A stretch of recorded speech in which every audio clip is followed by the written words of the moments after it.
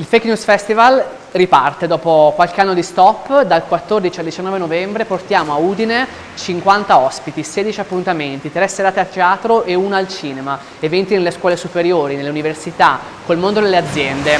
Partiamo con un evento il 14 dedicato ai big data, ci spostiamo poi al Teatro Palamostre con i Papu, Mataran ma anche Lercio, portiamo Adrian Fartade e le fake news legate allo spazio, venerdì sera al Visionario. Il sabato parliamo di femminismo e discriminazioni di genere con Pegamo Shirpur, l'abbiamo vista sul palco Ariston per parlare proprio di diritti delle donne, ma anche con Giulia Blasi, un'altra attivista per i diritti femminili. Domenica mattina parliamo di intelligenza artificiale con Rocco Panetta, con Andrea Ciucci, un don che parla di intelligenza artificiale e tecnologie, con Barbara Carfagna del TG1.